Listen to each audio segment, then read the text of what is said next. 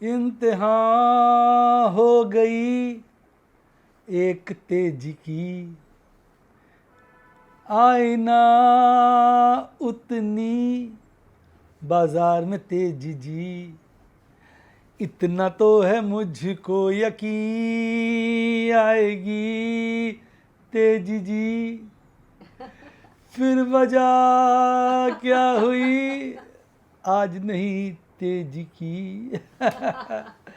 भाई देखो, हमें बड़ी उम्मीद है, मुझे तो बड़ी उम्मीद है बाजार में तेजी आएगी अभी, पर इंतहा हो गई। मैं 3 दिन से बोल रहा हूँ अब आएगी अब आएगी अब आएगी, आ ही नहीं रही है। पर आशा के किरण के साथ बैठा हुआ, हालांकि मैं तैयारी नीचे की भी करके चल रहा हूँ।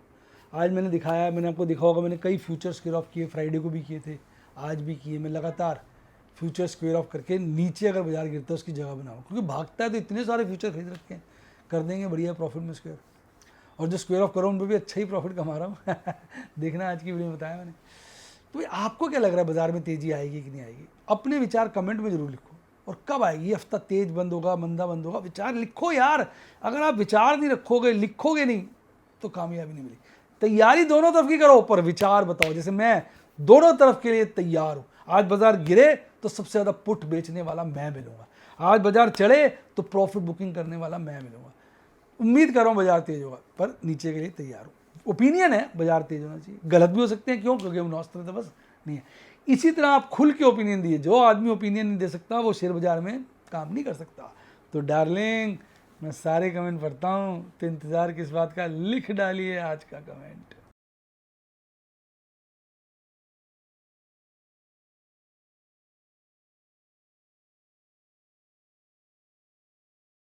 शेयर बाजार बहुत ही खतरनाक जगह है। यहाँ एक भूल ही फाइनेंशियल तबाही के लिए काफी है। मैं केवल एजुकेशनल वीडियोस ही बनाता हूं, मैं कोई बाय सेल रिकमेंडेशन नहीं देता हूं। चर्चा किए गए स्टॉक उदाहरण के लिए हैं और खरीदने या बेचने की कोई रिकमेंडेशन नहीं है। मेरा यह मानना है कि शेयर बाजार में निवेश किसी के कहने पर नहीं करना चाहिए, बल्कि अपने रिस्क एपेटाइट और जानकारी के हिसाब से करना चाहिए। सदा याद रखें, जिसने ली टिप उसकी हुई डिप। शेयर बाजार में निवेश जोखिमों के अधीन है। निवेश करने से पहले सभी संबंधित दस्तावेजों को ध्यान से पढ़ें। हाय गाइस, आपका स्वागत है आपके अपने show MKJ talks for investment in Hindi में। कैसे हैं आप? भाई मैं बाज़ारों की बात करूं तो बाज़ारों में तो बड़ा ही अजीब सा माहौल है। हालांकि मुझे बड़ी उम्मीद थी जो इंडेक्स बहुत बढ़िया परफॉर्म करेगा, पर उतना मज़ा नहीं आया। जहां एक तरफ निफ्टी 50 हल्की हरियाली में, वहीं दूसरी तरफ निफ्टी बैंक हल्की हरियाली में। हालांकि आज कुछ मार्केट से संकेत मिल रहे थे कि दी वर्स्ट इज़ ओवर, ऐसे कुछ संकेत मिल रहे थे, जिसका खुलासा या जिसका कंफर्मेशन आने वाले वक्त में होगा। लेकिन इस वक्त किसी भी चीज़ को बहुत श्योर शॉट से नहीं कहा जा सकता। मैं आपको बताता हूँ आज भारतीय बाज़ारों में पहली क्या परफॉर्मेंस है। देखिए, आप निफ्टी 50 की बात करिए तो बहुत मामूली सी बढ़त के साथ 0.15% बढ़कर बंद हुआ। वहीं निफ्टी बैंक 0.04% गिरकर बंद हुआ, यानी कुछ तालमेल नहीं बैठ रहा। Mid cap 100, small cap 100, mid cap 50, small cap 50, ये अपने आप को कंसोलिडेट करने की कोशिश कर रहे हैं। आज ये ऊपर उठने की कोशिश करते, पर अल्टीमेटली ये भी हल्के फुल्के गिर कर ही बंद हुए। लेकिन अच्छी बात जो है, अगर आप बाज़ारों में आज देखेंगे, निफ्टी नेक्स्ट 50 बहुत अच्छे गेंस के साथ बंद हुआ, निफ्टी 100 बहुत अच्छे गेंस के साथ बंद हुआ, निफ्टी 200, निफ्टी 500 में भी हल्का फुल्का गेंद देखा गया, जिसके चलते भले आज मार्केट में परफॉर्मेंस नहीं थी, हमारे पोर्टफोलियो हरे में बंद हुए हैं। मेरा पोर्टफोलियो हरे में बंद हुआ है, आपका हरे में या लाल में कमेंट में ज़रूर बताइए। इंडिया विक्स हल्का सा बढ़ा है, अच्छी बात है। मैं तो कहता हूँ साला 16-17 हो जाए। अब आप कहेंगे सर 16-17 हो जाएगा तो गिर जाएगा बाजार। यार कम से कम प्रीमियम तो बढ़ेंगे। प्रीमियम मज़ेदार नहीं होते ना, काम करने का उतना मज़ा आता नहीं है। तो भारतीय बाज़ारों में आप जैसे देखेंगे सारे डिफरेंट अक्रॉस द बॉर्डर, तो यही कहा जाएगा कि जो मूड माहौल था भारतीय बाज़ारों का आज जो है ओवरऑल ठीक था, मतलब इतना बुरा नहीं था। फ्रंटलाइन इंडेक्स में निफ्टी 50 हरियाली में बंद हुआ, बाकी भी इंडेक्स आप देख रहे हैं अच्छे खासे चले, तो ओवरऑल ठीक ठाक ही है। और इस वक्त हम ये कहेंगे कि वर्स्ट इज़ ओवर, ऐसा नज़र आ रहा है। लेकिन अगर मैं बात करूं ना, आज जब अपने एशियाई बाज़ारों के सारे बाज़ार, एक साउथ अफ्रीका छोड़ दीजिए जो 0.68% गिरा, सब बाज़ार हरियाली में बंद हुए। और निक्काई 225 में तो ताबड़तोड़ तेज़ी देखने को मिली, 2.5% तेज़ था। चाइना के इंडेक्स भी 1 से 1.5% तेज़ थे। आपका कॉस्पी भी 0.72% तेज था। ऑस्ट्रेलिया हो गया, हांगकांग हो गया, ये हरियाली में बंद हुए पर थोड़े कम कम। यूरोप की तरफ चलते हैं तो यूरोप में इस वक्त बिल्कुल भी चिन्ह अच्छा नहीं है, सिर्फ मोएक्स है जो हरा है, बाकी सब लाल है। यानी अपनी डफली, अपना राग वाली स्थिति ज़्यादा है, कहीं कुछ हो रहा है कहीं कुछ हो रहा है। अब अमेरिका चलते हैं तो अमेरिका के 3 इंडेक्स अच्छी हरियाली में है। डाउ जोन्स 0.36% बढ़ा हुआ है, S&P 500 1% से ज़्यादा तेज है, नैस्डैक 0.25% तेज है, स्मॉल कैप हल्का सा 0.12% गिरा हुआ है, और कनाडा हल्का सा 0.09% गिरा हुआ है, ब्राज़ील हल्का सा 0.06% चढ़ा हुआ है। तो यानी कोई कंफर्म्ड संकेत हमें कहीं से भी नहीं मिल के आ रहे। तो बाजार के ना बस एक रेंज बाउंड होकर मूव कर रहा है। ठीक है, अपने तो प्रॉफिट बुकिंग कर रहे हैं, आज भी प्रभु के आशीर्वाद से, प्रभु की कृपा से, आपकी शुभकामनाओं से ठीक ठाक प्रॉफिट कमा लिया। बाजार अभी भी फियर की ग्रिप में है और मार्केट मूड में गिरावट है, जो थोड़ा सा बाजार में कमज़ोरी की तरफ संकेत करता है। अब बात करते हैं इंटरनेशनल इंडिकेटर्स की। तो भाई साहब ये बस रुके हुए हैं, ये थोड़ा नेगेटिव है। ब्रेंट क्रूड ऑयल, आपका US डॉलर वहीं टिका हुआ है, हल्का सा, मतलब कांस्टेंट से है, ये कांस्टेंट सा है, ये भी कांस्टेंट सा है। लेकिन एक बात आप मानेंगे कि ये फिर से बढ़ गया है, US 10 ईयर ट्रेजरी फिर से बढ़ गई। देखिए फिर से बढ़ गई, 4.3 पे आ गई है। ये संकेत अच्छा नहीं। ये 4.3 पहले तो 4 के ऊपर बुरी लगती थी, फिर हमने एडजस्ट कर लिया, अब 4.3 के ऊपर बुरी लगती है, और ये 85 के ऊपर बहुत बुरा लगता है। पहले तो 80 के ऊपर लगता था, एडजस्ट कर दिया। पहले ये 100 के ऊपर बुरा लगता था, अब 103 के ऊपर बुरा लगता है। मतलब थोड़े से हमने अपने, कहना चाहिए, पैरामीटर्स को बढ़ा दिया है। और ये 83 के नीचे अच्छा लगता है, 83 के नीचे, हालांकि अब ये भी बहुत कंफर्टेबल नहीं है। अब आज जो है बुरा संकेत ये है कि एफआईज ने हर सेगमेंट में बिकवाली की है। साले पागल हो गए हैं, समझ में नहीं आता। कैश सेगमेंट में 2051 करोड़ की बिकवाली, इंडेक्स फ्यूचर में 178 करोड़ की बिकवाली, स्टॉक फ्यूचर में 606 करोड़ की बिकवाली, कुल मिला के 2836 करोड़ की बिकवाली इन्होंने की है। वहीं डीआईज ने खरीदारी की है 2660 करोड़ की, इसलिए नेट खरीदारी बाजार में हल्की सी आई है, पर आई है 209 करोड़ की। अब बेसिकली एफआईज क्या कर रहे हैं? हो सकता है एफआईज अपना स्मॉल कैप मिड कैप के माल काट रहे हो, लार्ज कैप में पोजीशन बना रहे, क्योंकि अब वही चलते हुए नज़र आ रहे हैं। उनका आइटम वाइज तो डिटेल नहीं मिलता ना, तो ये सारी बात है। अब एफआईज की अगर इंडेक्स में लॉन्ग देखेंगे तो बहुत रीजनेबल है, बहुत कंफर्टेबल है। स्टॉक की लॉन्ग थोड़ी सी रिड्यूस हुई है, हालांकि ये अपनी हायर साइड पे है, मैं ये नहीं कहूँगा लोअर साइड पे।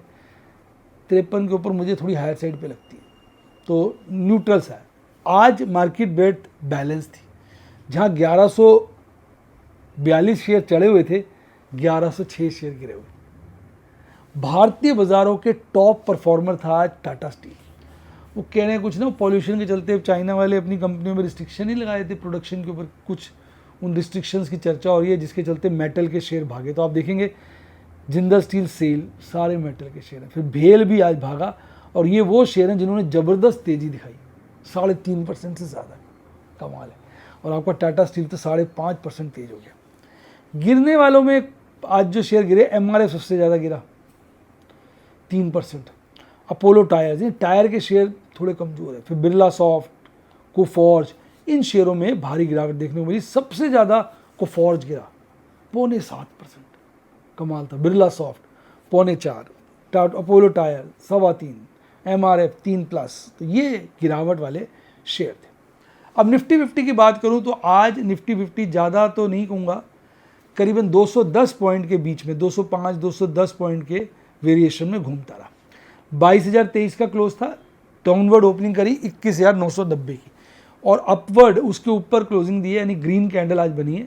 शुरू में ही बॉटम 2 बार टेस्ट किया और बॉटम बनाया मिड सेशन से 12 बजे से कुछ समय पहले 21,916 का, फिर चढ़ता रहा और मार्केट बंद होने से पहले 22,123 का पीक बना लिया, यानी लाइफ टाइम हाई के करीबन आप मान के चलिए 400 पॉइंट दूर, और फिर 22,000 के ऊपर क्लोजिंग दी है, जो अच्छी बात है। 22,055 पर 32 पॉइंट पॉजिटिव, 0.15, यानी कल भी बाजार, पिछला बाजार की क्लोजिंग 22,000 से ऊपर थी, आज भी 22,000 से ऊपर है। तो ये बड़ा अच्छा एक पॉजिटिव फैक्टर है। जैसा मैंने पहले भी अर्ज किया, टॉप परफॉर्मर था टाटा स्टील, फिर 2 शेयर जो मरे हुए थे, M&M और टाटा मोटर्स, जिसके चलते लोग कहते हैं टेस्ला आ रहा है सर इसलिए गिर गए। टेस्ला को ऊपर इंपोर्ट ड्यूटी सरकार ने मेरे ख्याल 100% से घटाकर 15-20% कर दी है, विद कंडीशंस कि वो इंडिया में निवेश करेंगे, कंपोनेंट्स लोकली सोर्स करेंगे, तो कुछ टेस्ला के आने के चांसेस बढ़ गए। पर मेरा पर्सनल ओपिनियन है, जो कि गलत हो सकता है क्योंकि मैं नॉस्टैल्जिक नहीं हूँ, टेस्ला प्रीमियम कार वाला ब्रांड हो जाता है। जैसे हमारे BMW है, मर्सिडीज़ है।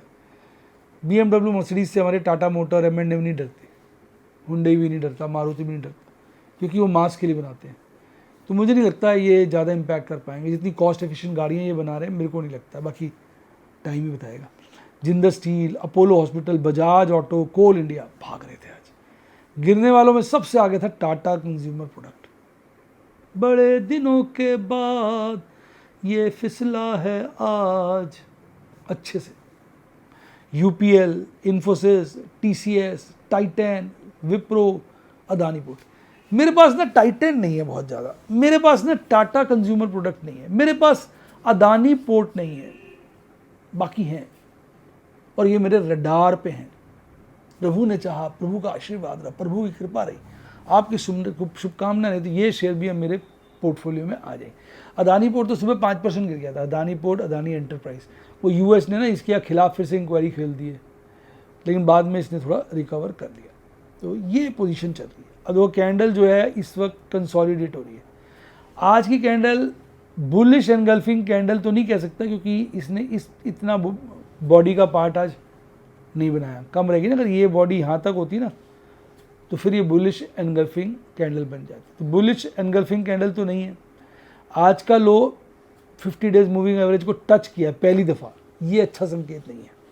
हाई जो है कल की हाई के बराबर ही है, बॉडी हरी है। हम इससे कंपेयर करते थे, याद करिए यार, आपने वो मेरी कैंडलें छुपा दी जो इधर वाली थी ना, उनसे कंपेयर करता था मैं लेफ्ट में थोड़ा छोटा करके। तो आपको अभी कैंडल तो नज़र नहीं आ रही, मैडम ने छुपा दी मेरी कैंडल।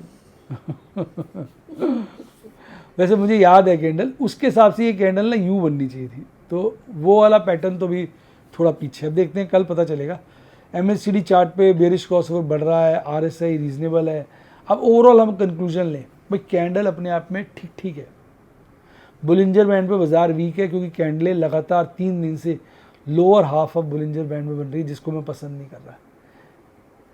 एवरेजेस पे ठीक है, क्योंकि EMA के ऊपर ठीक है, क्योंकि उसके ऊपर क्लोजिंग दे रहा है 50 के ऊपर, 200 के ऊपर। MACD चार्ट पे हिस्टोग्राम जो बेरिश वाले बन रहे हैं वो स्ट्रॉन्ग हो रहे हैं, कमज़ोर है।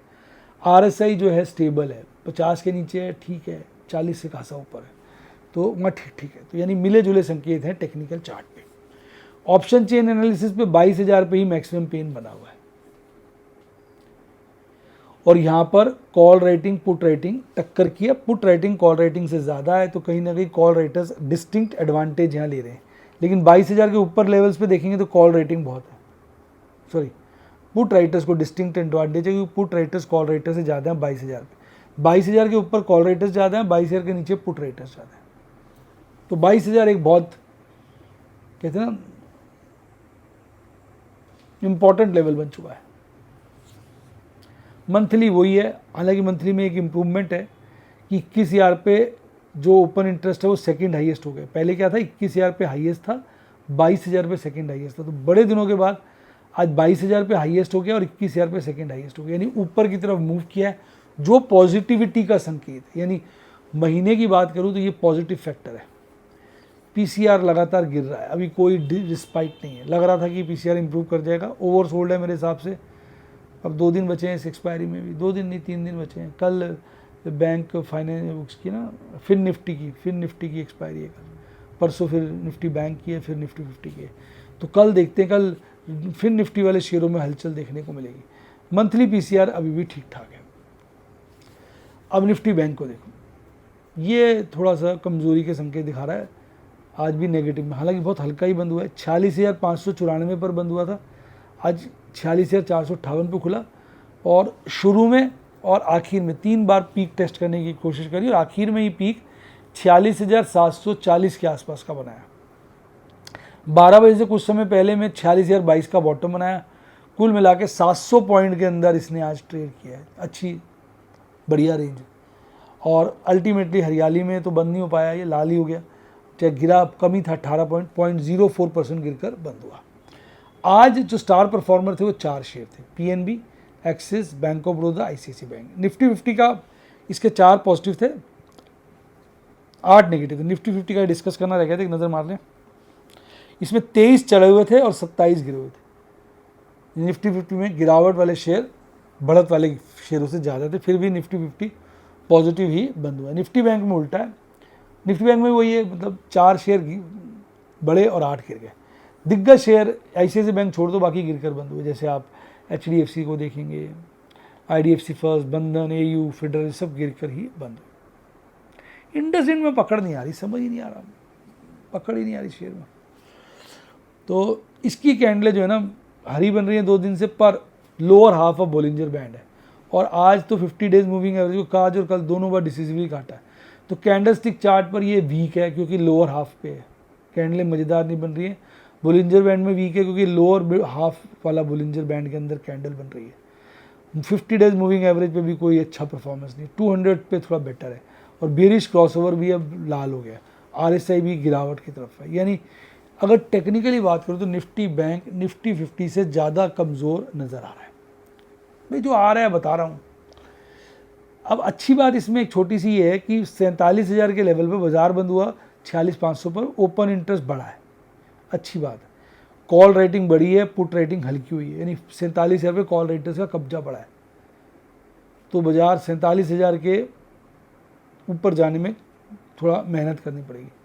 46,500 पे कॉल राइटर्स पुट राइटर्स को टक्कर दे रहे हैं, तो अच्छी पोजीशन तो नहीं है। 46,500 ऑनवर्ड कॉल राइटिंग भारी मात्रा में है, 46,500 के नीचे पुट राइटिंग ठीक मात्रा में, भारी नहीं बोल सकता। पीसीआर इसका ख़राब लग रहा है मुझे, पीसीआर 0.76 है, हालांकि थोड़ा सा इंप्रूव हुआ है 0.72, पर इसका मंथली पीसीआर भी थोड़ा इंप्रूव हुआ है, पर 1 से काफ़ी नीचे है। यानी ऑप्शन चेन एनालिसिस पर, पीसीआर पर निफ्टी बैंक ओवरऑल वीक है, मैक्सिमम टेक्निकल चार्ट्स पे भी वीक है। यानी निफ्टी बैंक में इस वक्त काफ़ी कमज़ोरी है। अब मैंने ज़्यादा कुछ नहीं किया, आज एक एग्रेसिव पुट बेची। एग्रेसिव कौन सी बेची है, एग्रेसिव थोड़ी थी वो, रीजनेबल थी। दो पुट बेची है ना। अच्छा 2 पुट्टे बेची, सॉरी 2 बेची यार, एक एग्रेसिव, राइट। मैं सोचा था एक बेची, एक सेफ पुट बेची है, 2 कैश में खरीदारी करी और 51,000 का एक स्क्वायर ऑफ करके प्रॉफिट बुक। मेरे पास 3 फ्यूचर पड़े थे, एक फ्यूचर स्क्वायर ऑफ कर दिया, 2 पड़े हैं, टोटल प्रॉफिट 3 का 153, तो इसका प्रॉफिट जो है 1/3 हो जाएगा, लगभग 50,000। तो 51,000 के लीजिए, 51, 200, 300 एवरेज बेसिस पे। तो मेरा मानना है कि बाजार भागे तो कुछ और पोजीशनें स्क्वायर ऑफ की जाए। तो ये थी सारी आज की कहानी। देखो मेरा तरीका साफ है, मैं कोई टिप नहीं देता, मेरा मानना है जिसने ली टिप उसकी टिप। मैं आपको वीडियोस के द्वारा मार्केट एनालाइज करता हूँ, समझाता हूँ, अपनी फीलिंग्स बताता हूँ, फिर मार्केट में कैसे कैश मैनेजमेंट होता है, कैसे कैश ख़त्म होता है तो पैसे जनरेट किए जाते हैं, कैसे प्लेजिंग की जाती है, मतलब मार्केट की पूरी एजुकेशन डेमोस के द्वारा, उसको प्रैक्टिकल एक्सपीरियंस के द्वारा समझाता हूँ, प्रैक्टिकली समझाने की कोशिश भी करता हूँ, सिनॉप्सिस देता हूँ, नोट्स देता हूँ। मेरा सबको यही सजेशन होता है कि भाई आप ट्रेड मत करो, पहले समझो। तो अगर आप भी सीखना चाहें तो 70 11 323 077 70 11 323 077 पर मेरी टीम को कॉल करें, या यूट्यूब पे मेंबरशिप सेक्शन में जाके भी मेरे स्टूडेंट बन सकते हैं। डीमेट अकाउंट खुलवाना, लिंक डिस्क्रिप्शन बॉक्स में उससे खुलवाइए, या मेरी टीम को कॉल करिए उसी नंबर पर जो मैंने बताया 70 11 323 077। टेलीग्राम चैनल का भी लिंक डिस्क्रिप्शन बॉक्स में, उससे ज्वाइन करिए। इसी के साथ साथ bye, God bless you, happy investing. और आप स्टॉक मार्केट के बेताज बादशाह।